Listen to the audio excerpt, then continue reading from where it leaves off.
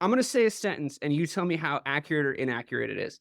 The Dolphins are the Lions of the AFC, and the Lions are the Dolphins of the NFC. That's 100%. There's a fatal flaw in these two That's teams, exact. and they're both eminently watchable. They both have great constructed offenses that are on a week-to-week basis producing wonderful highlights for our viewing pleasure. But thematically, what I wanted to discuss before we get into like the kind of the meat of the power rankings is the Cowboys bullied the bullies with the Eagles. The Eagles in the past have bullied, and the Bills even have bullied the Dolphins. The Dolphins are there; they seem to be bullyable. The Bears bullied the fucking Lions, slapped them around because, quite frankly, I mean, in the immortal words of Aaron Rodgers, we still own you. There's no world in which the fucking Lions can ever get good enough to not get slapped around by the Chicago Bears at Soldier Field. I'm sorry. And I was super confident going into that game. And I know you came away from it going like, oh, that's so crazy that the Bears won. I was like, no, I fucking knew. It was just the world was aligned. But because it's the fucking Lions, Bob, you have to remember this stuff, like there's more Maddens in your library with shitty Dolphin and Lion teams than there are good ones. You know what I mean? So we just have to remember who these franchises are from time to time. Thematically, like and forget the actual teams, if you were building an NFL team right now to go and win a Super Bowl, what kind of a team would you build? Because if this was the first 4 weeks, we would have said zone run, athletic, super fast skill positions, et cetera, yeah. If this was maybe these last 4 weeks before this week, it's like we need a hard-nosed team. We need a trenches team. We need a team that can do a vertical run and beat you through the air, like once you're beat up on the ground. All the formulas have worked at some point, but there's no seeming definite formula, right? So what kind of team would you build in order to find success in today's NFL? I think the tried and true way, and I think you're seeing it Just be good. well, yeah, fair. But I think you're seeing it with the Cowboys. I think you saw it with the Chiefs when they were dominant. You see it with the Eagles. You see it with the Rams back in the day, or even now with Cup. Above average to great quarterback and a non-diva true number one wide receiver. You can take that to the fucking bank, in my opinion. Okay, but the Bills are at the bank with that, and they can't get their chest. Diggs they can't get their chest. Though. Is he? He's kind of I mean, I guess you're right, but I mean, they still were there. They were there. They just couldn't get over the hump, and that's still what 4 or 5 years of continued success with that exact formula. So, like, that's if you're asking me to build a team, that's what I do. Yeah, you need a good quarterback and wide receiver combo. That's it. It's still true that you can't win on the run. You can't. You can build a great regular season. You can survive. You can survive. Yeah, you can survive.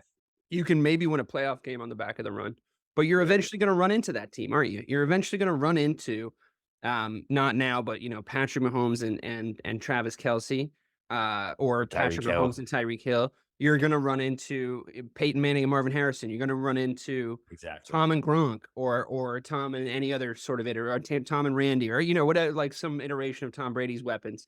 Tom Brady and Chris Godwin. I don't fucking know, but you're gonna run into a guy, a tandem. Unfortunately, Joe Burrow and Jamar Chase not sort of featuring in this conversation anymore. That's probably going to take you down, and that's still sort of the name of the game. Why? Because I think the rules are laid out to have the most benefit to those two positions. Am I wrong? No, you're right. I want to talk about the referees, and I don't talk about the referees very often with you on the show because it's not that it's a boring conversation. It's just that it feels shitty that we have to have it. And I feel we're finally at the point where we need to talk about it because it has been a piss poor refereeing season, like really, really, really bad. And the only thing I can think, I mean, it's not always affecting my team. And when it does, it pisses me off, obviously more. I was looking at sort of the national media after Mahomes and Andy Reid's reaction. Obviously, this is going to be a staple of this conversation. After Mahomes and Andy Reid's reaction to the offsides call on Kadarius Toney that resulted in probably the best play of the season, maybe the best play of the last 5 years. Clearly fucking offsides. For the Okay, record. so this has been the national media sort of talking point, right? Where it's like, well, he's clearly offsides. You guys have gotten calls in the past. And the two sides of the argument are what I have a problem with. Like the fact that it's you guys have gotten bad calls going your way in the past, you can't bitch. Or, well, he was clearly offside, whatever. Or it's like my You first can't instinct. call that. My first instinct was that you can't call that. Like it's a fucking ticky tack foul. It's to decide a fucking game. You got to be fucking smarter than that. But I don't want the referees refereeing in context. I want them to just call the fouls that are fouls and the penalties that are penalties. I want them just to get it right. My issue is this isn't transitioning into a larger conversation about how there's situations you can point to this season where they don't call that.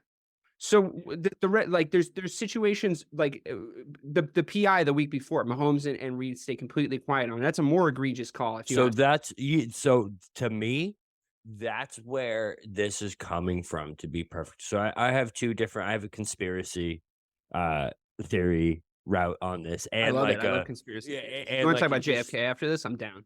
Yeah, but that's a whole separate podcast, but we can fucking do that. we'll talk about it. But yeah, so all of a sudden you got my brain just going down. I went down 4 different rabbit holes in a matter of 4 seconds after you said that. Yeah, so there's a very logical way to look at this where it's like last week they were so professional on such an egregious call. I don't know if I would have been able to keep my shit together. It was honestly the worst pass interference miss I've seen since the Rams Saints since that playoff game. that playoff game. Yeah, it was so egregious where I saw it was like, what just happened? How on earth do you not call that? He was like 4 seconds early. And he tapped him. It was really bad. There was also, by the way, I don't necessarily think that you should be calling these, and I don't really want to discuss it now. But there was another one for the Hail Mary for the 500. Agreed. Yeah, there was. Yeah, Kelsey got interfered with there too, and it's like I kind of don't really want you to call those. Like I think you're just playing 500 in the schoolyard in situations like that. Like whoever can get it can get it, and if you want to push and shove each other in those situations, like I'm good with it. But on the back of a no call, and a no call that every human being that follows football in context agreed happened because Marquez Valdez-Scantling is the guy who got interfered with, and nobody gives a fuck about Marquez Valdez-Scantling. If that's Tyreek Hill, PI right away. If that's if that's Puka Nacua, PI right away. Cooper Kupp, PI right away. Like if that's like Juju Smith-Schuster, they're calling that fucking PI. To be honest with you, like I think there's probably 50 guys that they're calling a fucking PI for in that situation, and Marquez Valdez-Scantling unfortunately is 51. And that's bullshit. Like that's not cool. That's bad refereeing. You're bad at your job. And I've said this in the chat. In a league where everything is elite, every single thing is elite. Yeah. The broadcasts are elite. The medical staffs are elite. Well, say what you will about the blue 10, the concussions, but the medical staffs are elite. If you get to the NFL of something, you've gotten to the top of that thing. Yeah. No, I agree. Is there more to that? No, it's just you were itching to jump in. So this is where my conspiracy theory comes in, right? So the logical portion is like, yes, it just bubbled over. Technically he was offsides. Technically, although there's footage of him checking in, all that shit. You know what I mean? Like, well, there's also, I know this has been hashed around the national media all week, but there's also the thing of like, apparently, and I didn't know this, but apparently when it happens once or twice, because it's such a little ticky-tack call, you get a warning. You get like, hey, like they'll tell the head coach. My understanding is they'll tell the head coach, like, yo, tell him to line up properly. He's offsides. We're gonna call that next time. Which seems kind of fair because offsides is nothing. It doesn't affect the play. Like it doesn't. Agree. But so also the logical portion of it is like it's like last week, right? Is MVS. He sucks. They're not gonna give him that call. Right. Yeah. It's Kadarius. It's Kadarius Toney. Yeah. And Kadarius Toney is known for being a fucking idiot and known for doing shit Well, just I think it's the like reason the Giants this. fucking traded him, and he was a Right, first round pick. just Right. like this. So, Yeah. like, it's like the bad kid on the playground who tosses dirt and gets in trouble no matter what, but there's I this don't kid over disagree with here. the idea You that, know like, what I that, mean? you shouldn't be Like, they're letting the keeping it referees win or lose you games. Like, I think if you're really, truly Yeah. great, you don't put yourself in a position where the referees can make that call. But And I agree with that. But the thing is, that was one of the best plays of all time. but Like, so yeah, that's where my conspiracy comes in, right? So, all that aside, what is the narrative around the NFL right now, right? So I the mean, which one? conspiracy is it's fixed, right? The refs are affecting everything. It's fixed to affect the Chiefs. It's fixed to affect the Eagles. They get all the calls. Everything's their way. All of a sudden, in my opinion, the past 2 weeks, we've seen egregious calls affect this team the game. In my mind, right? If the NFL was fixed, right, and it was becoming blatantly obvious that these great teams were getting these calls, and it was, there was people were dropping stats of like the holding calls against Tom Brady, Pat Mahomes, and the best teams in the league over the past 10 years were like it was like 2% of 98% of the holds were against those guys, which is like a crazy number.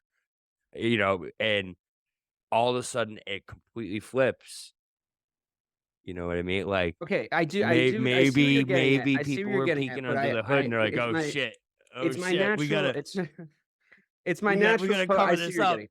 It's my natural post-COVID instinct to poke holes in conspiracy theories. So let me just poke a few holes in the conspiracy theory. Okay. Number one. It's funny. COVID has led me so I've gone the opposite direction since COVID. I've been like, all right, fuck. All right. Before we descend into the Joe Rogan podcast, let's stick to the task at hand. We'd Let me be just poke a better. few holes. We'd be better. Of course. I mean, that guy's a moron. But Yeah. here's the thing. It doesn't surprise me that the most elite quarterbacks in history have the most elite offensive lines in history. First off, that's not a thing that, like, That's fair. That's like fair. the guys that protected Tom Brady. To me, if I was naming, like, I can't name a shitload of offensive linemen, but I can probably name you like a lot of 12 of fucking Tom Brady's offensive linemen, right? Like, it's a thing, right? I already have So, like 6 in my head. So. exactly. And Matt Light's everybody's first one, right? So it's Joe like Joe Andruzzi. oh, there you go. Yeah. And the thing is that, like, there's a reciprocity with the offensive line. Like, you can take a guy who's a 6 out of 10 and put him in right guard, and if he has Tom Brady behind him, there's a few factors that are going to factor in. One is you're in sort of a club, like the offensive line and quarterback club, so you have to raise your game. Two, you don't want to get Tom Brady sacked. Like, your motivations are through the fucking roof. Like, that's not a guy you want to get sacked. And I would even parlay that into the idea that the referees are calling less. It's you understand this because I know how closely you watch basketball. The referees are given superstar calls because it's a genuine human instinct to not want to piss off a guy that is that powerful. Like, it's just a human instinct. It's not, it's not rocket science. It's even if you don't think you do it, you do it. And then there's the referees who become cognizant of that, and then they call against those guys on purpose in order to, like, reverse the bias. There's always going to be human error in this system in refereeing across all sports. I mean, you're not a soccer fan, but the Liverpool season, the most egregious refereeing decision in the history of me watching the sport happened this season, and it has referees on the brain for me. And it's easy to delve into the conspiracy theory because we're going to fix it this way, we're going to fix it that way, but really it's just the human pattern recognition thing where you go, yeah, if we were going to fix it, this is how we would do it. So maybe they're doing it. But why would they? Why would they risk the product? It doesn't make sense. Agreed. There's a lot of reasons why you wouldn't. Okay. But the thing that always blows my mind about it is, like, how can such a powerful organization, when there's the technology out there, right, to do certain things, like you see in tennis, I 100% where they can fucking pinpoint the fucking inches of, like, you know what I mean, like millimeter if it's in or out. But the NFL is relying on, like, you know what I mean, strings to fucking measure things and, like, eye test to get the ball spot right and shit like that. It's like, bro, you're just letting different things into the game that just don't you're letting human error into the game that doesn't need to 100%, be there at 100%. certain point. It's Now like even with penalties, right? Even that pass interference, right? Why the fuck can't someone in the booth be like, "Hey, bro, that was fucking pass interference. well, You need let to me play throw devil's that advocate. fucking flag." Let me play devil's advocate for a hot Very second. easy to do, though. I No? understand, and I understand. I think that there's a limit to it, though. I think that like there comes a point where I think that human judgment calls should and do hold a place in sports. I think that like the human factor of Element. the human factor I wish existed more in refereeing now. In case in point, we're not throwing a fucking flag on Travis Kelce laterally jumping through the fucking air and throwing a perfect spiral That midair was so fucking backwards, amazing, bro. backwards to a player to that then resulted in a fucking score. We're not. That's the human element that I want in refereeing, and their aspirations to call the game by the book, right? It is what affected that play not being a play that has occurred. We're never going to talk about that play ever again. This is the last week we ever talk about one of the best plays I've seen in my life watching sports. And that's because they called it ticky-tack bullshit ass offsides foul. And that is bad for the product. It's not bad great for the product. It fucking wasn't good for the product. product. Yeah, it's not good. And I just think like the NFL is so fucking good at being good for itself. It's so amazing. That's what I'm saying, at man. elevating itself beyond. Every year they do something. Almost every rule change that the NFL has done in the last 5 years, I agree with the exception of the kickoff spot moving closer to the end zone. It's resulted in. I don't like kickoffs. the onside kick changes either. I think that's bullshit. I hate that they changed. I mean, as a psycho, I don't want anything taken away that could cause insane games. Like I don't think you should be allowed to punt. But like we're not going to get into that today. That'd be so fucking cool. It'd be That'd way fun. better. Yeah. No kicks, no punts. The only way to score is to get over that fucking line and put the fucking ball down. That's it. What a savage game the NFL It'd be would be if there was unbelievable. no kick. It'd be Yeah. unbelievable. It'd be fucking unbelievable. It'd be the It'd be best thing so I've ever savage. But like regardless of all that, it's a different. I mean, banning kickers is a different pod. We can do a whole podcast about that if you like. I've been saying it on this. Missed give your for kick. years. Yeah. Or no, you gave defense extra points, not kickers. Never. I gave the kicker extra points in our fantasy league if he hits over 62 yards, which he should get extra. But is it the fact that I don't think he should exist doesn't mean if you kick a world record fucking field goal, you shouldn't get like a nice little hefty bonus in fantasy football. Secondly, I gave the defenses bonuses because all you scrubs that walk around playing fucking same rules Yahoo fantasy every fucking year and don't actually think about it conceptually. I don't mean you, Bobby, but I mean you a little. No, man, listen, I'm in some in-depth. No, you are. Fantasy You have, league. you absolutely have fantasy pedigree. I'm not insulting your fantasy pedigree. I fancy myself a good fantasy football player, only because of like my record and how often I win and draft good teams. But I think,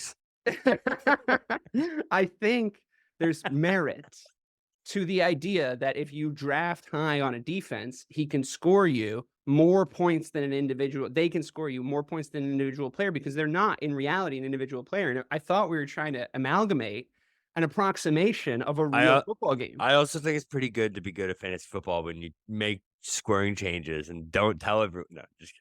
You did tell everyone. But I did tell everybody. You did tell everyone. You guys not listening is not my responsibility. Them you being like, yeah, I'm sure it'll be fine, and then getting mad about it after 7 games is not my fault. It's not a fun job. I would might add. I don't like being the fucking commissioner. I like being the guy talking shit to the commissioner. I don't understand. Has it started any? Something happened? I don't like being the fucking commissioner. I don't like it. Nobody likes it. I want to be you in your spot being like, dude, what the fuck did you do? Why'd you do that? I want to do that, but I can't. So I have to be the adult in this room. That Sean. never happened. That never happened. Mike did it and he quit. He did Mike, quit. he was like, I'm done. Because nobody likes it. I mean, it's a limited time position. Someone's going to have to take it from me eventually. But yeah, back to the refs. So. Oh, yeah. I forgot we were doing a podcast. But I just think it is. As a product, bro, it really is bullshit. They let it affect it that much. It really is. That play should be playing on the fucking Jumbotron when you walk into the fucking NFL Hall of Fame in He Cleveland. called. So to be fair, they called it before the play. Like they called it before it even happened. It was a pre-snap. They did throw it pre-snap. It wasn't some late bullshit. Like Pick it the was flag on. up. It was, Pick the flag up, you fucking coward. but like, yeah. If he had to pick the flag up and then gotten on his little microphone and been like, "It was offsides, but that was sick." Touchdown. I would have been like, "Cool, fuck yeah, yeah, cool." Like It's all just, good. it feels like you said though, everything else is getting better, but the refs are affecting the game more than ever, and it's it's like Okay, can I start with one rule change that would just the first thing to do when we walk into the meeting before when you and I have been elected by the owners of the various esteemed franchises, some not so esteemed. I'm looking at you, Washington, franchises. And they say, Bobby and Dave, we want you to go and fix the problem. You're gonna go sit down with the referees, and you're gonna change some stuff, and you're gonna make it better. Here's what me and you talking right now. This is the scenario we're in. We're doing our pre-meeting, and I'm like, Bob, I want to go in there, and I want to bring up point of order 1.1. Holding calls are now 5 yards, and I don't want to go past that conversation. Please, until we get that done. Please. That is number one. I fucking hate holding, bro. Here's the problem with the holding call. It affects it. Here's the problem with the holding call. Like Here's the problem with the holding call being 10 yards. Obviously, everybody knows the old adage, they happen on every play. I don't agree with that. I think they've sort of narrowed down the threshold of egregiousness with holding, and they call it pretty correctly a lot of the time. And I only judge it on the fact that once the holding gets put on a replay, I'm like, oh yeah, that was fucking holding. That was fucking holding. Okay, I get it. Yeah. But I will also say, nobody, and I include cornerbacks in this, nobody has a bigger disadvantage within the rules of the game than offensive linemen in their 1v1 matchups. So when you call those holding calls and punish them with 10 yards, you hand their offense basically statistically a 3 and out almost immediately. The death sentence to your drive. Your drive's done. So now if it's 1st and 20 is your best case scenario, right? 1st and 20 is your best case scenario. But what usually really happens. It's never that. Yeah. What usually really happens is it's 3rd down, and it was going to be 3rd and 2, but now it's 3rd and 12, and you're fucked. Because 3rd and long doesn't work anymore. Nobody makes those anymore. It just doesn't work. You have to get up. Or you have an electric run that's 45 yards and it gets pulled back. And it literally would change. It changes the course of the game, man, where it's like you have a 1st down on the 13-yard line. Here's where I'd be ready to drive and cut it to a 1-score game. Here's where I'd be willing to compromise. 30, and it's 2nd and 30. You're like, Say we make it an automatic 5-yarder, right? That would work for me. But you're right, it still does pull the play back. What about this? It's a from the spot of the ball foul. So you hold someone, and and on that play, the offense scores a touchdown. It's 1st and goal on the 10-yard line because there was a hold. That's tough, though. That's how? Because what if the hold was the reason for the run, though? I think you do it from the spot, wherever the ball carrier. The hold often is the reason for the run, actually. Right, it's wherever the ball carrier was. If it was the block that sprang him, and it's right there at the spot, that's where it's from. But if it's like, I don't know. Yeah, I think just make it a 5-yard. Just make it a 5-yard. Yeah, Can we talk about 6 yards? Does it have to be 5. An integrals of 5? Good. 5 is good because it's that kind of penalty to me. You know what I mean? Like it's the same as an offsides to me. It's the same as an illegal touching or whatever. Yeah. What about this? What about your first 2 holding calls are 5 yards? And if you have it, so to prevent teams from doing it because they're like, fuck it, it's 5 yards. What if they miss it? That would be the argument against, right? To prevent teams from doing it, just like from hack-a-shacking it. First 2 holding calls are 5 yards. After that, they're 10 again. So 3 on. I like it. 10. I like it. And it's well, you put yourselves in that position. I don't know what to fucking tell you. If we're changing the holding, I'm into it because it is by far my least favorite penalty, man. It's ruined so many Sundays for me. Bob, we got to talk about pass interference because the PI calls this year have been all over the shop. They've been all over the fucking shop. I don't know what pass interference is anymore, and it's starting to be equivalent to the catch a few years ago. What's a catch? What's a catch? If it's before the ball, it's pass interference to me. Okay, but what about the turning around and looking for the ball thing? Is that a rule anymore? Or is that not a rule anymore? I think I've heard conflicting things. Got to look for the ball. Got to look for the ball. Got to look for the ball. You got to if you're not looking for the ball, you're pass interfering. You know Unless what I you're not mean? making contact with the guy. Yeah, I mean, exactly. If you don't make contact, you don't make contact. That's completely different. Couldn't But we put rules if in you're place that like, are yeah, like the obviously, holding if you just calls? hold your hand up and it hits your arm, like that's cool. That's lucky. But like, Sure. if you have your hands up and you're running full force into the dude and you're not, trying to make a play on the I ball, like understand. that's definitely pass interference. I get it. Could we put rules in place that are akin to the holds, where it's like about where on the jersey you grab them, or where on their body you grab them, or like how long you've held them for? Because there's been situations where I've seen defensive backs like grab a guy for like a second, realize he's about to pass interfere, and like change the momentum of the guy's run and take his hands away and still get the flag thrown. And it's like, I saw you make the play. You got off him. Like, I saw you get off him. Like, you have to give some benefit of the doubt to the defender. That's a split-second decision. In my opinion, pass interference should be a fully reviewable because it's such a big And penalty. challengeable. It's a And spot foul. challengeable. And Fully challengeable. challengeable, fully Yes. reviewable, Of full course. because if you can listen, if you can radio down if something is a fumble within 4 seconds, right? You see them do it all the time where they're like, after instant review of the play, it was found out incomplete pass, second down. On we go. Awesome. Love it. You can do that. I think I can tell you what pass interference is But like, at full speed. I but think I like, can tell you what it is at right? full speed. Why can't they just watch it? Right? It's even with the uncatchable balls. Like you can watch a play, right, and be Yeah. like, okay, that contact affected the fact that he was going to catch that ball. But you can 100% literally pass interference. be like, Wouldn't there's take long. 0% chance he's catching that fucking ball. You can do that on one replay. You can do that on one replay. I do it every week. I'm like, there's 100%. no way he's catching that. Why are they calling that Right, PI? I say that 100%. once a week, dude. I say that alone to Yeah. myself or with Leah. Especially Once a it's fucking always week on it's my always fucking it's couch. always in the end zone. It's always in the fucking end zone. What about just like kind of not putting it on the rule set, but saying like, just off to the side, just saying like the offensive PI, the defensive PI calls on in the end zone, in the red zone. Maybe we just soften those just slightly, because it kind of should be a battle in there. You know what I mean? Like it should be a little bit of a scrum. Yeah, agreed. All right, let's get into the power rankings. Let's now. make we should make some rule changes, bro. We'd make this game better. Fucking hell. It's unbelievable, honestly. There was a hot debate over number 10 on the power rankings today in the group chat, Bob. And I think that's mainly because you forgot that the Browns existed, which is fine. That what? No, so actually, you put the Packers originally, or the Packets as you have it written here.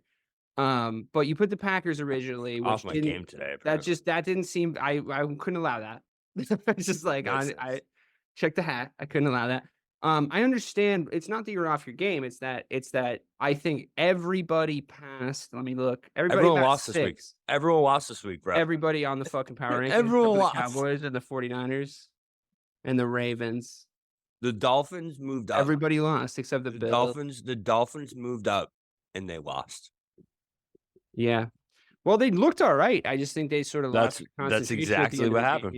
They just sort of like took their foot off the gas, which is, I just think that there is issues in that Dolphins team that look like that, and I just wonder if I also did not love their I don't want to kids these days this, but I just, the celebrations were a little much. Like they got a little over the top.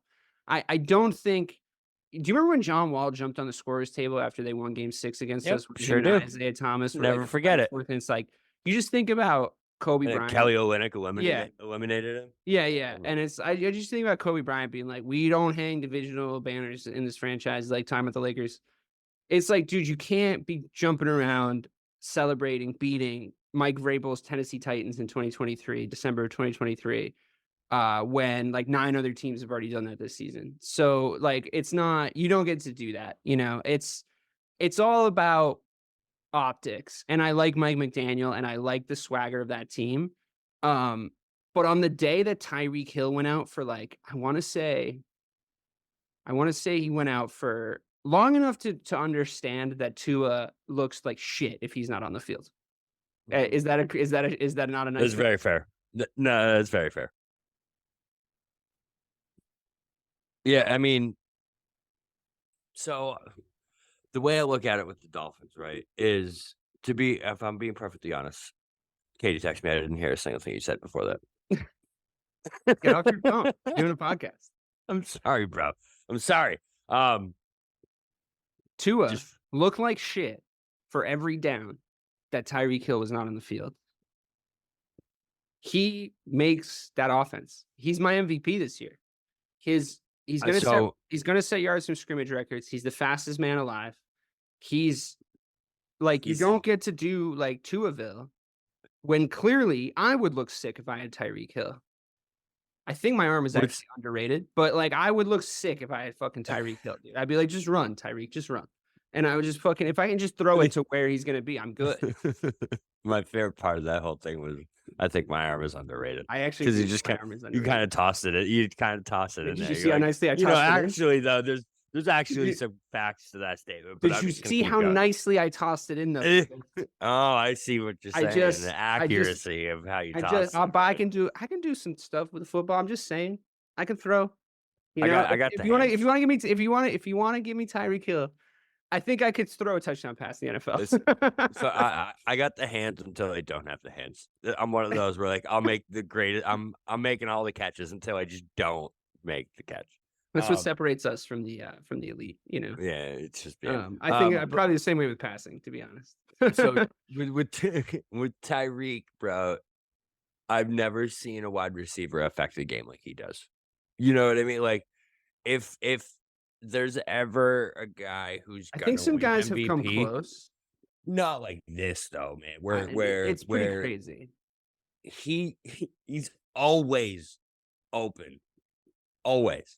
And it's like even if he's not, just throw it to his space. Just throw it somewhere and he'll run and fucking get it.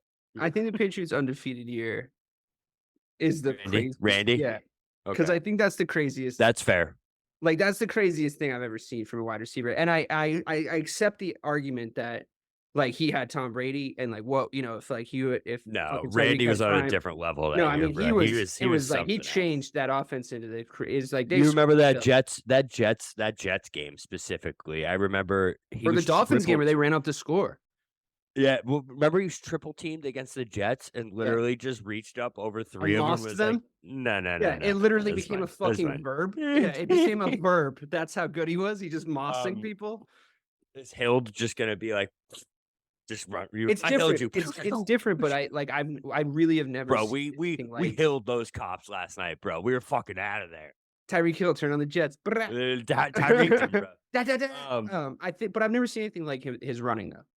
I've never seen anything like it. Like when he has more gear changes in a human being than I've ever seen, like in sports. And it doesn't matter what sport you're talking about. Like that's fair. Yeah. He has like an eighth gear. And when he gets to that like eighth gear, it looks like an episode of Dragon Ball Z. Like everybody else is just like fading into the background. Like their drawn cartoons are like blurring. And he's just moving. It's like he's one of the fucking X-Men, dude. It's crazy. Yeah. I've never seen anything like it. And then like I liked his whole moment where his like knee got kind of hurt because he got horse collared, and then he like kind of sprinted to the sidelines, but he like didn't go back in, but he was like standing on the sidelines with his helmet off, just like getting mad. And I was like, yeah, I like this guy. This is my guy. I mean, he's a Super Bowl champion. He went to another team, and a lot of people I think thought, not everyone, but a lot of people thought that he might fade into obscurity with not Patrick Mahomes throwing him a football. Nope. And instead he like became more of a big deal on the football field. And he looks great in that Dolphins uniform, to be honest. It looks really correct. Like you once said about Christian McCaffrey, but I don't know. I think that there's issues with this Dolphins team. And I think that there's things that aren't Tyreek Hill that are going to take them down in the playoffs. But I could see them getting to an AFC championship game. 100%. It's a good Browns conversation we just had too. No. I mean, we can jump around. I've decided that lately. I decided that it doesn't. There's no rule. Like I said earlier, bro. No rules. There's no rules. I'll talk about the Browns with you, but I'm not going to do it on the Browns' time. All right, they haven't earned that. That's fair. That's fair. They haven't earned that. When the Browns come up, they'll fucking come up. Okay. Yeah. Exactly. They'll come up. That's in fact on that note. Let's talk about the Cowboys. Okay. I think we kind of thought this was gonna happen. I feel like I built. We did. We called this. No, we talked about this. You could take like a snippets of the narrative I was constructing, and I bet alongside of this narrative, by the way. So thank you to my Cowboys are at number 2, by the way, everyone. Yeah, they're number 2 on the power rankings. Sorry, yeah. I'll just read it to them. 49ers, Cowboys, Ravens, Eagles, Dolphins, Chiefs, Bills, Lions, Broncos, Browns. There you go. Spoiled. Boom. So the number 2 Cowboys, and Mike even said it, I admire your restraint. The 49ers did look a little too good to not be number 1. They did look a little too And good. they beat us by 40. So, Yeah. you know. Yeah. You do rarely factor in that many games ago, but I agree with you. When it's 44-14, you do. What happened during that bye week that made Dak Prescott into a good quarterback? From what I hear, it's his footwork. Apparently he had like a fucking Okay. We didn't want to think to address that one before. That's bro. Apparently he had an awakening. I forget who he was talking to. I mean, it might have been Collinsworth who was saying it, where he was just like he couldn't believe that he hadn't been prepping and doing certain things that he had been doing all this. I can't bro. even It's me either. It's so Dak. It's so Dak. It's not even funny. Oh shit! Do you have to do this stuff to be good at this? Oh my god! And he's doing it. And he's like, this is what I did in college, by the way. All of a sudden, I started studying, and I took tests, and I was like, oh my god, I know this shit. It's cool. Yeah.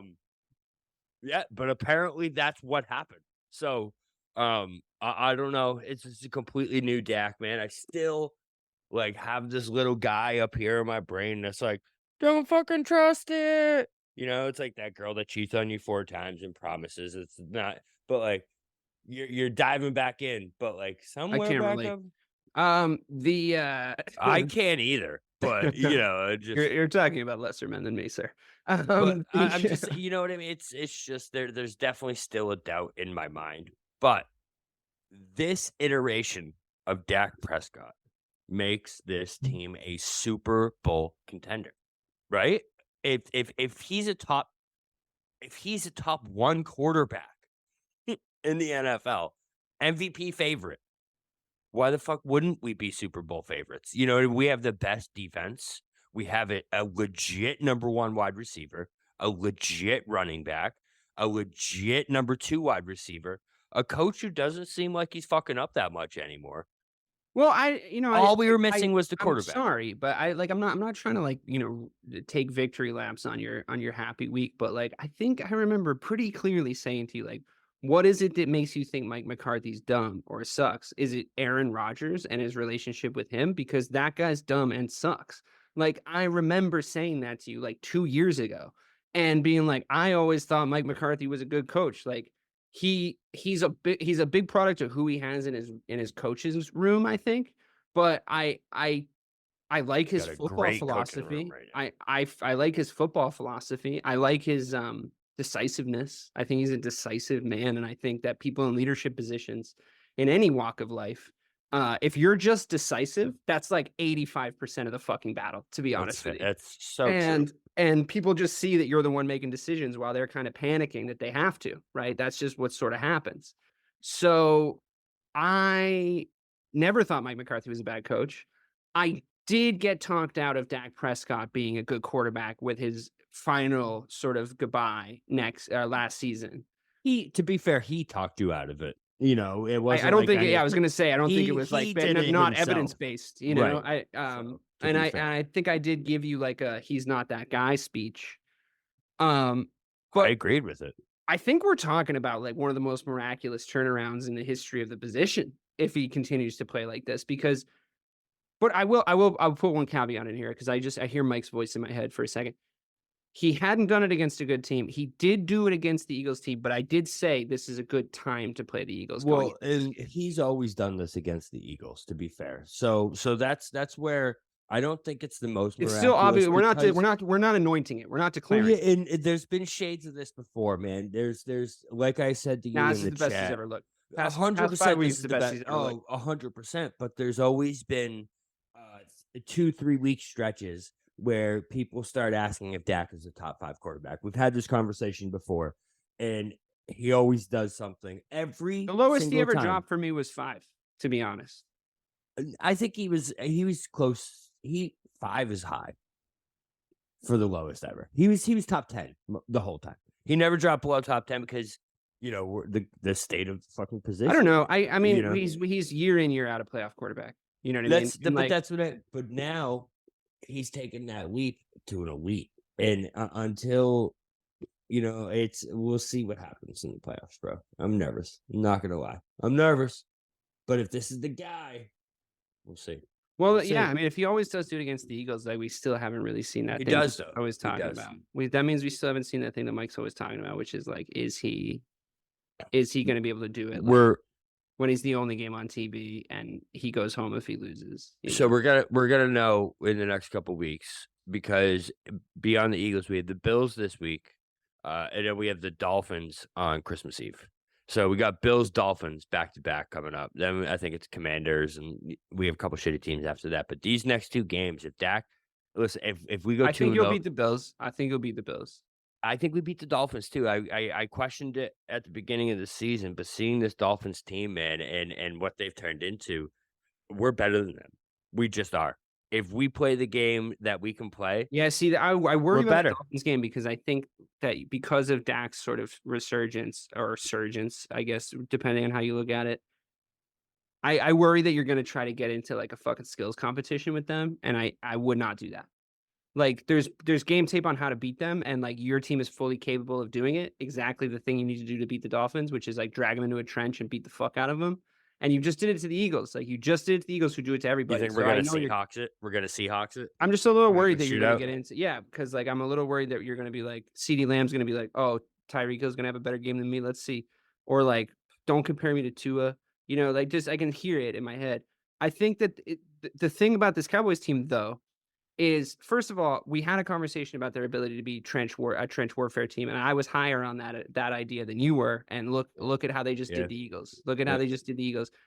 What I think about this Cowboys team is what they've displayed to me that they have not displayed in past seasons. Dak is adjacent to this point, but I think Mike McCarthy gets a lot of credit for this. Is they make grown up choices now. They I watch them make grown up.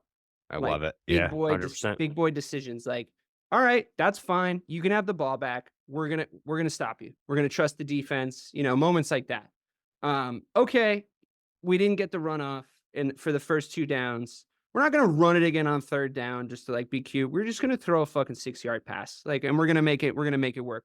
We've got big tight end over the middle plays getting designed for Jake Ferguson. We've got Tony Pollard. He looks great. We got Tony Pollard making decisions that benefit the team, kind of quarterbacking from the backfield, managing the game on the ground. The defense, since the Diggs injury, has gone, I think, from strength to strength. A couple of notable bad weeks, but what I like about their defense, and I watched this closely, is they were this kind of young upstart ball hawk defense last year and the year before. And now they're doing this bend don't break thing so effectively, where they're kind of like, don't stress if they score on you. We'll stop them on the next one. They don't immediately lose their defensive identity if they give up a couple stupid plays, right? And case in point, when the fumble happens, right? And obviously that's not the defense's fault, but the Cowboys as a whole feel this way. When the fumble happens, I think the Cowboys team of yesteryear, that fumble happens and they go fuck, and they blow it. In reality, they score one more time and they ice the game and it's all over. That's and exactly what that's a happened. big boy. It was a big boy moment because everybody that's a Cowboys fan, I'm sure, thought, oh fuck, like right when that fumble to the end zone, Jaylen Carter, It was literally great rookie year. Because it was the only thing that couldn't happen in that Right. moment. It was Right. like, what's the To only give them thing the that game can't back, to happen hand them right the now? game back. A Yeah, strip sack, exactly. a strip sack, pick six, or whatever. Anything above. But they didn't do that. They just iced the game. They just like, we're better. We're icing the game. Can I elaborate on that defense point? I Yeah, think please. that's such a good point, because it is frustrating to see how much they've fallen off since Diggs went out. Yeah, maybe as far as impact stats, maybe. But the eye test is still strong, if you ask me. 100%. And I think, like you said, in games like that Seahawks game, right, where I'm sitting here, I'm shitting on the defense the whole time. I'm like, what the fuck? Gilmore, you're getting torched. Bland got torched. I really like Bland, though. I really like him. I do too. I love Bland. I thought he was I thought he might have been the best defensive player against the Eagles, unless I'm not thinking of somebody. No, Gilmore was the best defensive player. Gilmore was awesome. Yeah, you're right. I really like watching Gilmore was Deron the Bland though. best. Deron Bland was just like always at this, like he was always like there or thereabouts. Every time a tackle happened, Urlacher used to be like this. Like if Urlacher didn't get the tackle, he got the assist tackle, or he was like the third man.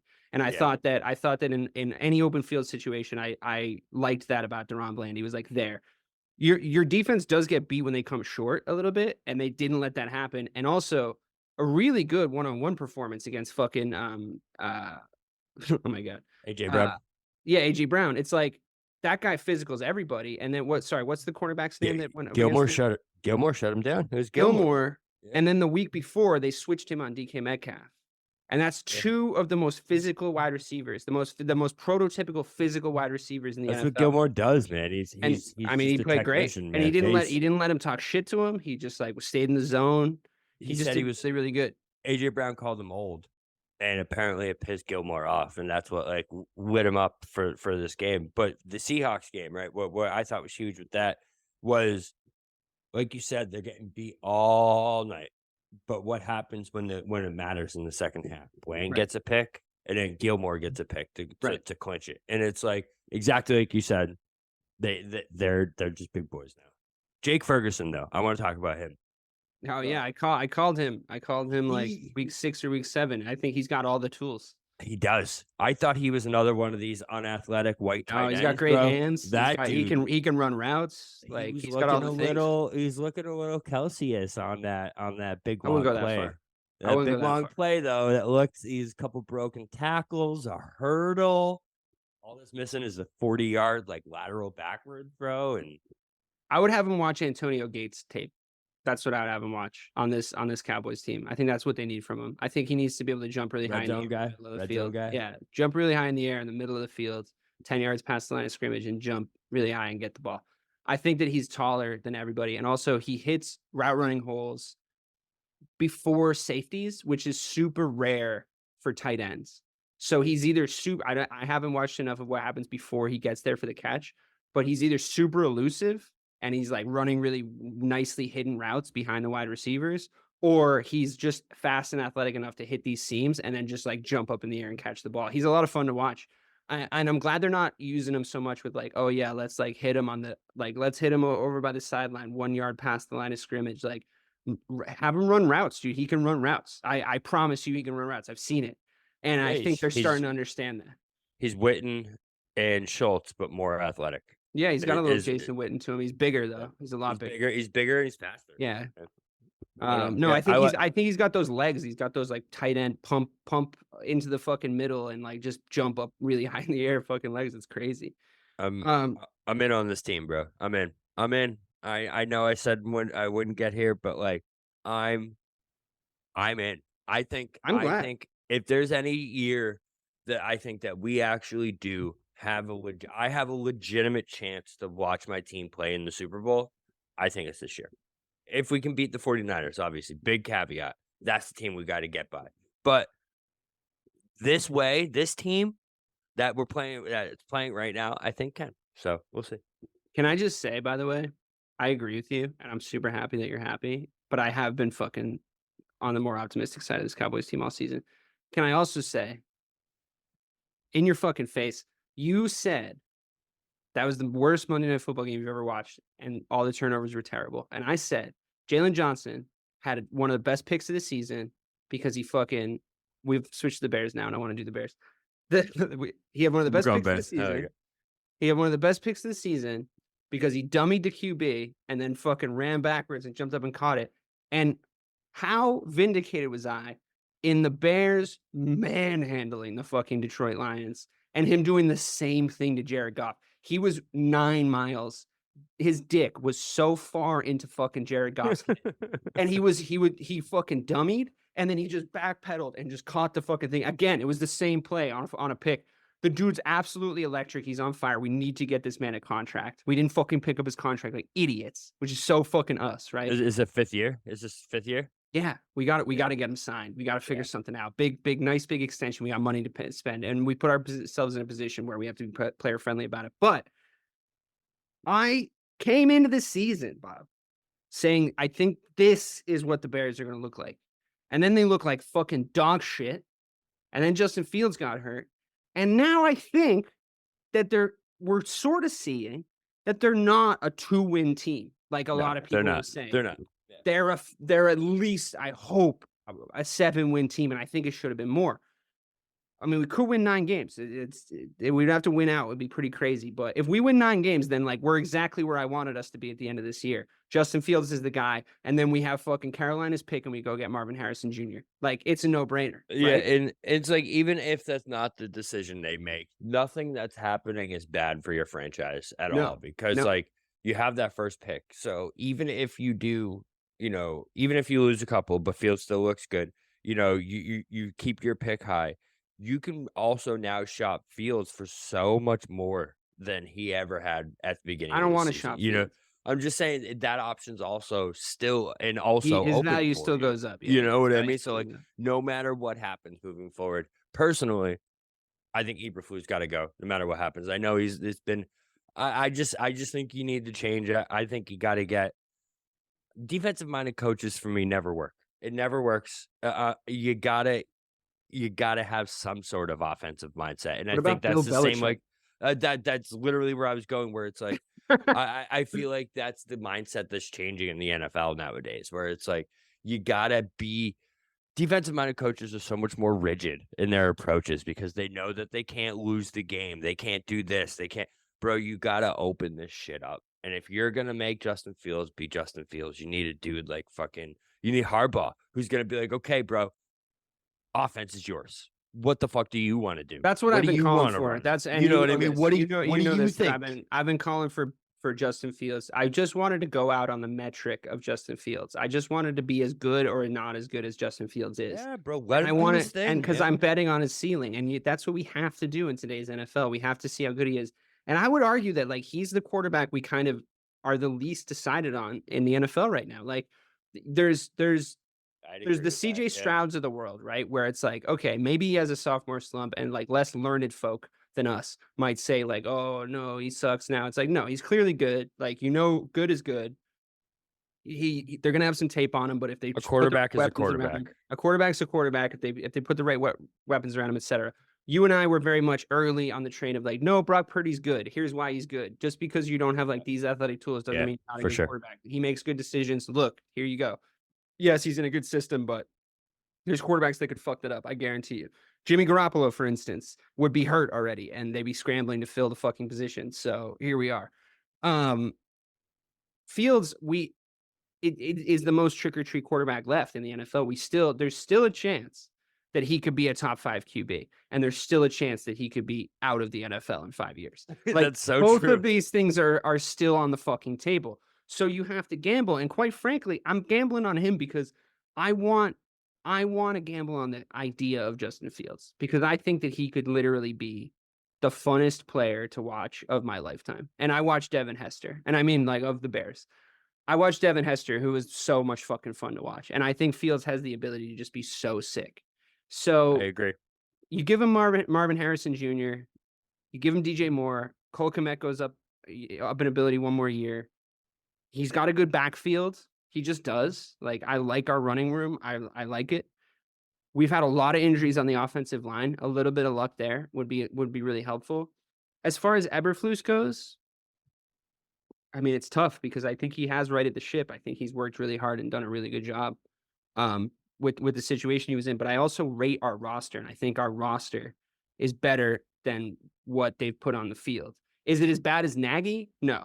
It's not. It's not even close. Like the play calling, fucking bar though. Yeah, of course it is. It's a really, really low bar. But I don't know who you put in, and I'm worried about just giving Justin Fields a third coach in 5 years. I hear that. And we might have made our bed here, unless we can get the offensive coordinator from Detroit. Yeah, Ben Johnson's elite. Agreed. If he was our head coach, I'd be very happy. Yeah. But anyway, that's enough Bears talk on the Power Ranking Show. If they get to 9 wins, I hope that they're here for the last. They'll at least be mentioned. They'll be there. Well, they're mentioned anyway. They're in the hunt. The Browns are 10. The Joe Flacco thing is not going to last. I love it though. It's funny. I'm in love with it. It's funny. It's funny. Yeah, but like you can't tell me watching quarterbacks every Sunday that he's not one of the best 15 fucking quarterbacks that Well, I you think all watch it this does is Sunday. it puts the final bullet point on our point all year that the quarterback play is so bad now. It's so Because bad. Joe Flacco, when he was at his best, was not a regular season top 15 fucking QB. Like he went on a crazy Eli Manning-esque playoff run, and I think his playoff numbers are nothing to be sniffed at when he won that Super Bowl, and I think he won that Super Bowl decisively. Um, and he's a big game guy. Like I'm not taking anything away from him. He earned every dollar that he made, but I mean, it's not gonna last. Like obviously, right? That's just Yeah. insane. Like it's just Well, not. all they needed was a guy that can make a couple throws, man. I would Yeah, watch out for the Browns in the playoffs. I think they're going to be tricky. I but do. like tricky for who? They could maybe beat a pretender team. Yeah. Like, and we're kind of narrowing those guys down anyway. If like I don't think they're going to beat the Dolphins in the playoffs, and they're probably the biggest pretender in the AFC, right? That's fair. That's fair. I mean, but they could beat a team like the Jags for sure, Yeah. Well, the in Jags, my I think opinion. the Jags They are just did. losing steam. They're not even on this list, and it didn't even look like they were on the contenders mentions. So, the Broncos, Sean Payton, coach of the year, kind of backed up what he had to say. Kind of backed it up. 1-5, right? 1-5 to 7-6, right? They're 7-6 now. The Broncos. Yeah, 7-6, right? Yeah. Mhm. It's one of the, it's honestly one of the most remarkable in season turnarounds I've ever seen in my life, Crazy. and goes to tell me that like I'm never allowed to make any kind of decision or reaction on a team in the first 5 weeks of an NFL season. Well, we We're sort of gonna have to. It's we sort of we're, what keeps the lights on around yeah, here. we're obviously gonna do it for the rest of our lives forever, but like it's so crazy how different it really is because, like, bro, we went from watching a team get 70 fucking points dropped on them.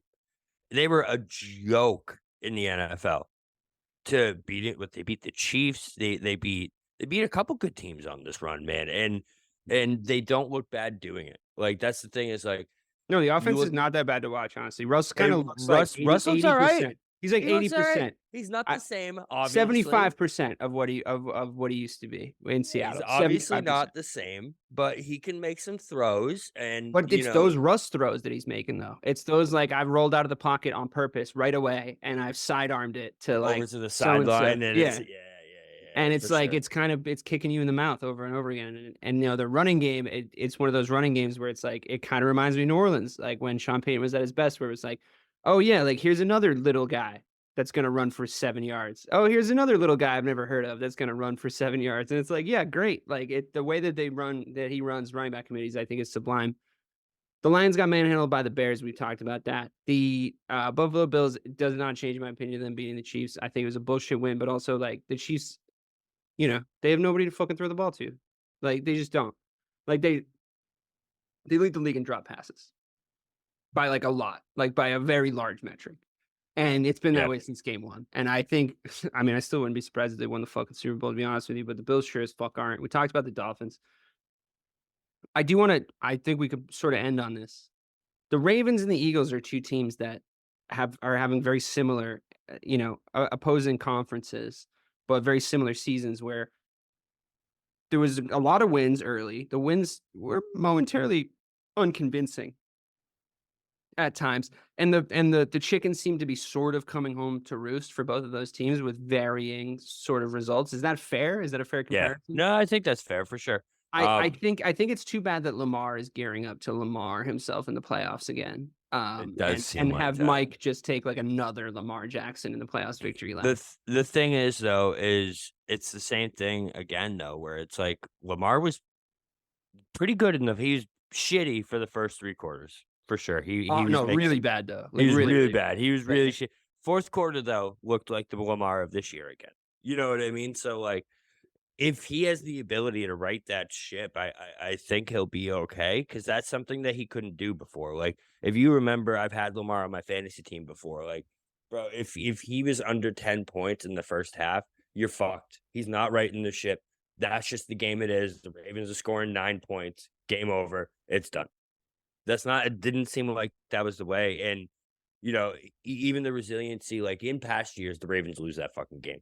100 times out of 100. They lose that game.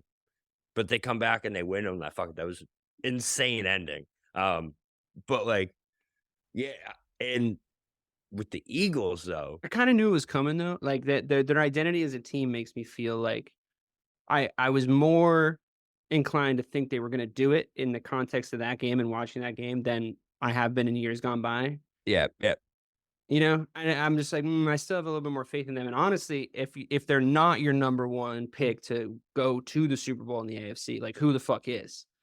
it has to be them. It has It, to be them. the I think AFC there's a is to clear them. difference between them and the rest of the AFC at this point, and I include the Chiefs in that, surprisingly. Yeah, well, the Chiefs' offense is doing nothing for me anymore, so I 100% agree with that. They're completely dropped down from that top tier. Like you said, there's 4 good teams. It's the Ravens, the Cowboys, the 49ers, and the fucking Eagles. That's it. You know what I mean? In everyone else below that is another tier down, and I that's think there's including like the an in Chiefs. between. There's an in between tier where it's like good but fatally flawed, and I put the Lions and the Dolphins in that. And Yes, then agreed. I think that there's like the kind of like I don't see how you get there teams, which the Chiefs are now in with the Bills. Like we have to put the Chiefs there with the Bills based on how they've played this season. We You just have do. to. You have to. Yeah, you do. And then everybody It's else is like, "Oh, you're pretty good for what we thought you were gonna be this year." So it's like they're overachievers. You're getting into the overachievers list because the Chiefs and the Bills are underachievers. The Dolphins and the Lions are fatally flawed. And then there's the 4 teams that are good. And realistically, the NFC championship game might be the Super Bowl this year.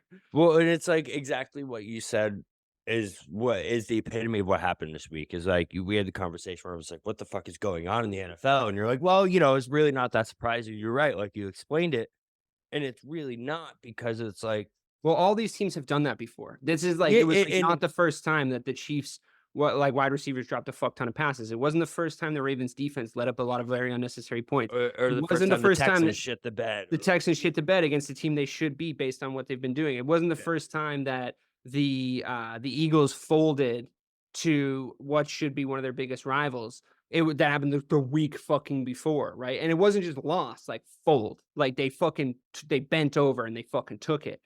And these flaws in these teams, I mean, there's fatal flaws in almost all of them, to be honest. Uh, if the 49ers stay healthy, they'll probably win the whole fucking thing because their fatal flaws is durability. If they stay healthy, they're yeah, they're the best team.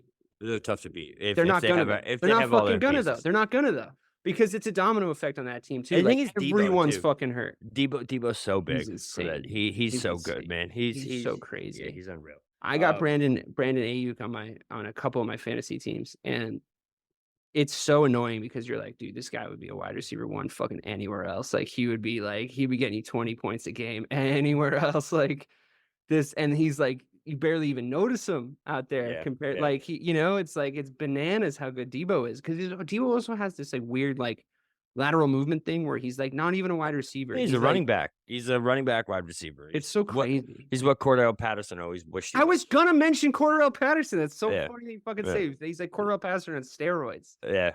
It's crazy. It's what they Like, really should it's like try to make Jalen them Brown have it's like Jalen Brown to Jeff Green. You know what I Yeah, mean? It's yeah, yeah, yeah, same, yeah, yeah, same, yeah, yeah. I different. bet the Jeff Green might be a little bit of an insult to Cordarrelle Patterson. He was really good.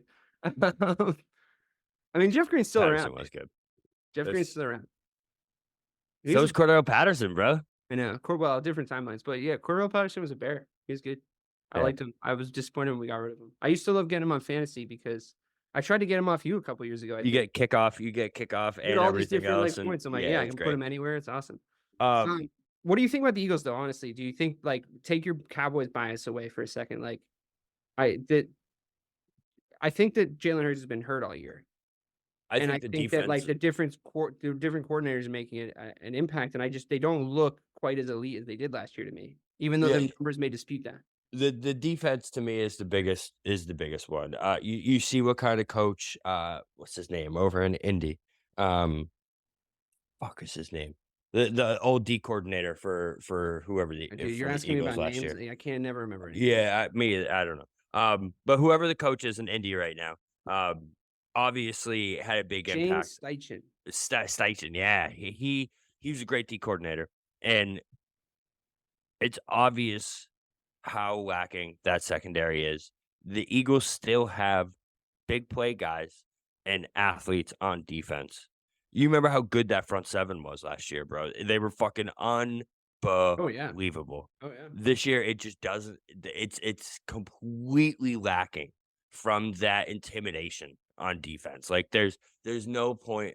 Last year when we played the Eagles, every time Dak dropped back the pass, it was like, ah, fuck off, fuck off, fuck off. None of that yesterday. On Sunday. Not for a second. There was time. He was able to sit back and, like, pick the defense apart. The secondary doesn't apply any pressure anymore. They're not ball hawking like they were last year. So it's clear that the coordinator has a big effect because it's the same guys. Of And course. Of course. they have Jordan Davis now on top of it. So it's like, and they just signed fucking Darius Leonard, which he made the wrong decision. Fuck you, bro. Should have came to the Cowboys. Um, I mean, listen, I think for me, talent is obviously the number one factor when you're building a front seven. Like, if you need at least one to be an elite front seven, you need at least one guy that's elite at something. So you need a Brian Urlacher, you need a Michael Strahan, you need a Micah Parsons. Like, you need one of these guys within that group to be a game changer, right? And I think that there's huge upsides to having great corners and great safeties, but the game is won and lost in the trenches still in a lot of ways. I mean, not to keep bringing up the Bears, but one thing that Eberflus has done that I really enjoy is that there's a lot of identity in our front seven all of a sudden. Since we brought Montez Sweat in and Tremaine Edmonds has really like come through, and it's like they're doing a thing I've been asking them to do since all the times I had to watch Patriots games, and a thing that Bill Belichick always had his teams doing, and it's the little things. It's everybody on that Bears team when the defense plays well, they make the first tackle. Like, you don't it's like so huge. It's they so they huge. it's basically the most important thing on defense. It's the most important thing because it's a momentum game. And if Tremaine Edmonds was out there making tackles that he had no business making, like, it was like, how did that, those moments where you're like, how did that guy go down? Like, I didn't even see where the guy came from. It was like a scrum, and Tremaine Edmonds is like hooking an ankle and just taking him down, right? And it's like these momentum killers. And I think the Eagles, and obviously it's very different than the Eagles of last year compared to the Bears of now, but I think that's the base that you build on. That's how you see, like, but stopping the run, first time tackles. Then you can start to say, okay, yeah, try to punch the fucking ball out. Yeah. Fuck it. You get a moment where you can like backpedal and try to take a pick here and like in the cover two if you're a linebacker. They need to start from square one again. And I know it's a tough time for them to do it, but that front seven is talented and they do it very, very fast if they did it correctly. And I just think that they're very loose. Really, really loose. Like, they're just playing like the Cowboys exploited it. They were like, you guys just you look like you're playing 3rd and 10 and you're up two scores on every fucking play on 0-0. That's what that Eagles defense looked like to me against the Cowboys. So I really enjoyed Tony Pollard. I've been a big Tony Pollard fan for a couple of years, largely due to you. But I mean, that whole Cowboys backfield plus Dak, they got whatever they wanted from 10 to 15 yards. They got whatever they wanted for that whole game. And Yep. it's like, you can't win a Super Bowl if your defense looks like that. The Chiefs So are sort of guilty of it too. I mean, the big thing we talk about with the Chiefs all year is the fact that they have no fucking receivers, but their defense was elite for 4 weeks. And now they're sort of letting in dumb kind of like longer, what should be a 3-yard run was a 7-yard run. What should be a 7-yard run is a 15-yard run, like that kind of stuff. I'm watching the Chiefs do it too. So it's like, I don't know, maybe it's a longevity thing. Maybe they're like, they're professionals. They're coming to the playoffs. They're like, well, we got to save our legs here, or like, it's not a contract year or whatever the fuck. But I don't know. I mean, that you're right. I agree with you wholeheartedly. The Eagles bro, defense is the problem. a good D coordinator gives your team so much swag. It's just it's proven. I've had Dan Quinn in Dallas now for 3, 4 years, man, and I've had multiple defenses under him where you feel the swag permeating off of them. Like, It's an identity. it really is, man. And it's like the first iteration of it was the Jalen Smith LVE linebacker. Remember they did like the Wolf when they were good the Dak rookie year. Mhm, mhm. Um, and it's just it's matured, and that's what's missing from this Eagles, where it's like last year they had that identity, bro. They whooped your ass, and Mhm. now they just don't have it. So it all circles back to the coach, man. It has to. It has to. In Chicago, a name that's hallowed across the ears of every young Bears fan is Buddy Ryan. the defensive Yeah, coordinator. exactly. Get 85 carried off the seasons. field, bro. The guy that just said, like, we're meaner, we're leaner, and if they try to hand the ball off, like, yeah, I mean, it's 1985, but if they try to hand the ball off and run on us, like, you should take that as a personal affront. You should take that you should be insulted by that. The 46 defense, like, I mean, it's essentially untenable now. You can still run it in Madden, but you can't really run it in the NFL anymore, maybe in very hyper specific situations, like receivers are too fast. Maybe if you had like the best strong safety of all time, you can actually run the 46. I have theories about this if you can like cover a huge zone. But the 46 is like, oh, you're running the ball on us? Like, cool. Like, cool. Or like your quarterback is gonna beat us. Let's see that. We're running the 46. You like let's let Mitch Trubisky beat us. Like, is it gonna work? I don't think so. We're gonna run the 46. There's gonna be Definitely open not. guys all over the fucking field. Yeah. But we're gonna get to him in less than 3 seconds. We're gonna get to him in less than 3 seconds. Can he handle that? I don't think so. I don't think so. And then there's like blitz counters to that. There's like, Mike McDaniel's offense in Miami. Like, Tua gets the ball out of his hands in like less than 3 seconds almost every single time. It's like how all the plays are designed, and I think that's because Mike McDaniel knows he's limited as a QB. Yeah. Honestly, on talent, Dak has all the things. He really does have all the things. Telling me that he like hadn't studied for any tests up until this point is aggravating It's so stupid. because he's lost me buddy in the past because of how good he should be. But I'm willing to say that if the Cowboys can somehow beat the 49ers in the playoffs, they're Super Bowl champions. Would that be fair? Yeah, I agree with that. Which That's makes me think that them being number 2 on this list is pretty fair. Yeah, the only team I can see stopping them is the 49ers. If the Cowboys lose to anyone else in the playoffs, it's a disappointment to me. Even the Eagles. You guys have failed again, is the problem. Agreed. If you lose to the 49ers, you can kind of go home with your head held high. You can go take Although your that would be shield 3 stand. years in a row, so that would kind of really fucking hurt. But No, yeah. it would hurt. Obviously, of course, it would hurt. I understand that it would hurt, but it's. I think if you get to the Super Bowl, you win the Super Bowl this year. The path there is crazy. I don't think you're beating the 49ers either. I think you need the 49ers to lose to someone else, which is weird, but true, Isn't right? probably not going to happen though. But like, if they were to lose to the Eagles, can that happen at this point? Could they lose to the? No, yeah, they could lose to the Eagles If we get the one, if you get the one seed. if we get the one, Yeah, they could lose to the Eagles, and then you see the Eagles in the NFC Championship game. I'm betting big on the Cowboys in that game for sure. For sure.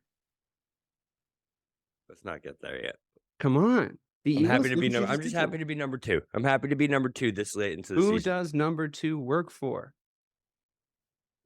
Austin Powers? No. Yeah, it's a good one. It's a good one.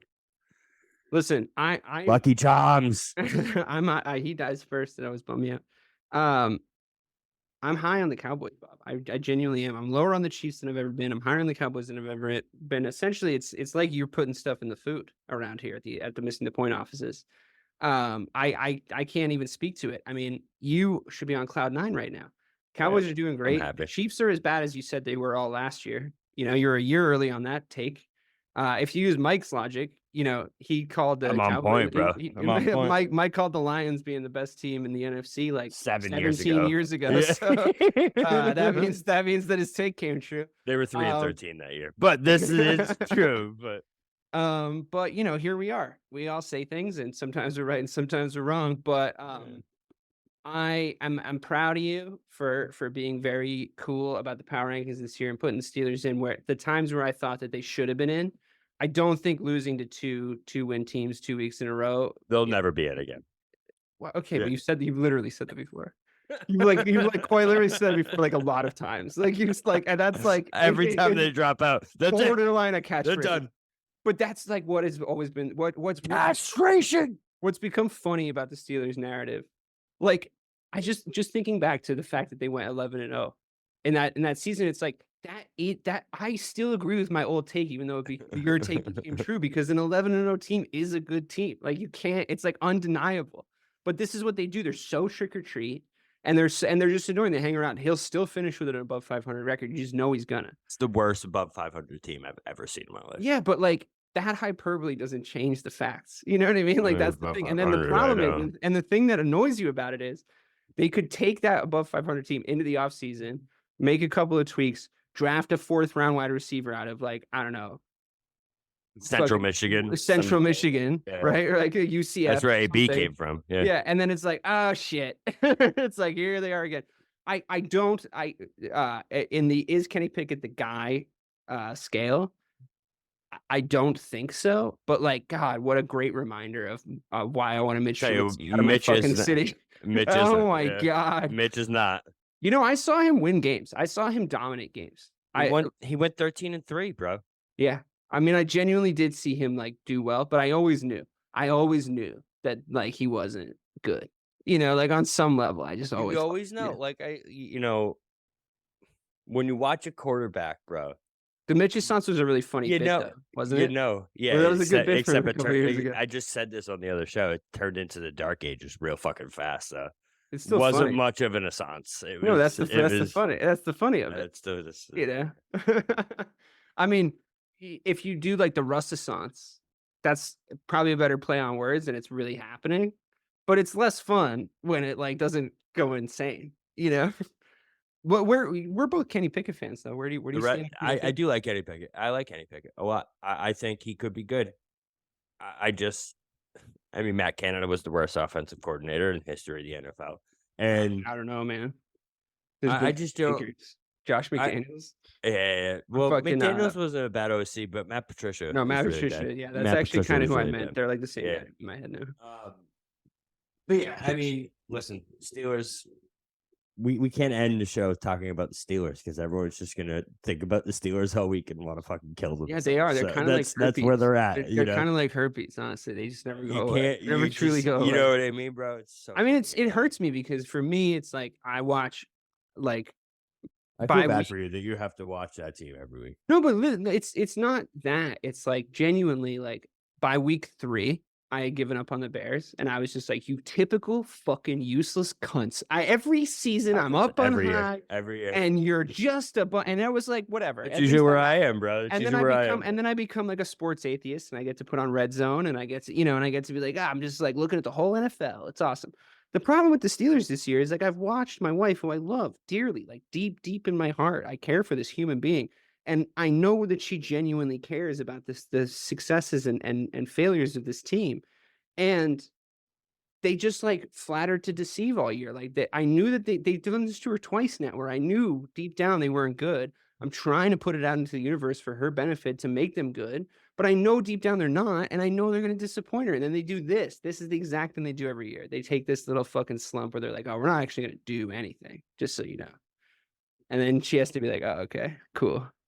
And like she's also a huge Penguins fan, and the Penguins have also been doing shitty. So it's like, as a real sports fan, I understand that it's harming her like emotionally, you know. So I want the Steelers to be good. I genuinely do. I don't think anyone else in your contenders list is good. There's no good teams, maybe? Bro. There's no good teams. The Jaguars should be there. I think the Bengals are the example of the good team. Like they're a good team for how they're doing since Joe Burrow. Agreed. They're much better than I thought they were, for sure. Like they're like, we're still the Bengals, you fucking bitches. Like we still like if Joe Burrow, right, and the Bengals had continued their run of form, their resurgence, and done the thing they do every year, we would be sitting here going like the Bengals are a shoo-in in the AFC now that the Chiefs aren't good. Right? Agreed. Like we would 100% be like, oh, it's the Bengals. Because it wouldn't be the fucking Ravens, because it'd be Joe Burrow in the AFC Championship game. And Lamar Jackson's not beating Joe Burrow in an AFC Championship game. He's just not. So he could maybe win an AFC Championship game when Joe Burrow's not around, or he could maybe win an AFC Championship game when fucking Patrick Mahomes has the worst collection of fucking twinkle-toed dildos running around with fucking dildos for hands trying to catch balls.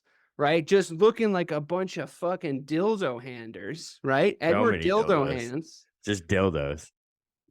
How are you supposed to catch a ball with dildos for fingers? Big bag of dicks. How do you catch a ball with dildos for fingers? You don't. You know what you do when you have dildos for fingers? You go fuck yourself. All right. Everybody, I'm so sorry for the fucking low standard of the NFL this season. The NFL standard is fucking slipped. The refereeing has slipped. The general play has slipped. The quarterbacking is at an all-time fucking low, quite frankly. It's at an all-time low. And I think they need to take a long, hard look in the mirror, because what it's gearing up to me to be is one of those really lame Super Bowls where the fucking 49ers, the 49ers beat the Ravens 49-3. And you're just like, all right, who brought dip? You know, it's fuck. You know, and we've been pretty blessed with some pretty good Super Bowls in our lifetime. I'm not gonna lie, some really nice ones, but also some fucking stinkers. My all-time least favorite was Raiders. Bucks. Bucks. Yeah, Yeah, that was just like that was a bad one. But you knew, right? You just knew. Steelers, Seahawks was really bad. Yeah, but Steelers Cardinals was one of the best of all time. The best fucking game I've Maybe ever the watched best in my ever. entire life. Maybe the best Yeah, ever. That was unbelievable. That was. I wanted the Cardinals to win that game so fucking bad. I was kind of pulling for Larry Fitz. That's like, why, bro. And it was the Cardinals. Like, yeah. Who the fuck doesn't want the Cardinals to win? But I also I didn't hate that Steelers team. Like Hines Ward, I liked. I like Santonio too. Santonio Holmes, I love. I love Santonio Holmes. I always did. I mean, that Steelers team was just good. I was also a huge Polamalu fan because like people were like, "Oh, fucking Troy Polamalu, like he comes and like shows on the line of scrimmage." I'm like, "Yeah, dude, he can get back. Like he can literally backpedal so fucking fast. Like he'll go drop back into coverage if he wants. That's how fucking athletic he is. It's He's insane. so good. Yeah, it's fucking crazy, dude. Like just enjoy the athleticism while it's here. You fucking dildos. It's so great, dildos. All right, it's awesome. We talked about the NFL. I'm disappointed in them this year, and I think they all need to take a long, hard look at themselves in the offseason, quite frankly. I agree. I think they all need to put in work this summer. I think the whole league needs to put in work this summer. And honestly, I think what we can really do for ourselves, Bob, is we can just go in as just complete virgins next year. Just be like, I don't know. Wipe the slate. I don't know. Everybody's starting at zero. We're not doing the narrative from the beginning next year. We're just going like, everybody's at zero. Show me what you got. Unless the Cowboys win the Super Bowl. If the Cowboys win the Super Bowl, you're welcome to fucking do whatever. Honestly, the floor is yours. If the Cowboys number one all year, you should do an hour-long like solo pod. If the Cowboys win the Super Bowl, you should do it. It's just gonna be me just jerking off to Dak Prescott highlights. Yeah, I mean we don't have any content on Pornhub at the moment, so it's time. It's time. It's time to upload to the hub. Branch out to all audiences. Craig's always saying we gotta hit every avenue. If we want to grow. All right. Well, for myself, DK Sizzle, for the real BK Bob Kelly, this is a good way to end it. The fucking Power Rankings podcast. Oh my God. I can't wait till this turns into the playoffs podcast. And we're just talking about how fun the 49ers are to watch. Good night, everybody. Are you passionate about saving the planet for future generations? Do you want to learn how to do it? If yes, then you need to tune in to the Nature Backed podcast. It's a talk show covering the changing world around us, from renewable energy, sustainable agriculture, circular economy, to ESG and social innovation. Don't miss this opportunity to discover how you can join the movement and make a difference. Subscribe to the Nature Backed podcast today on your favorite platform and get ready to be amazed.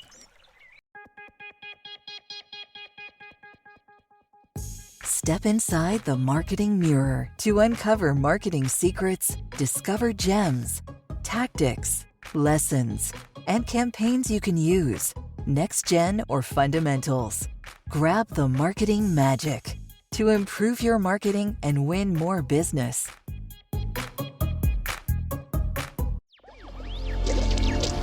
Electric acid.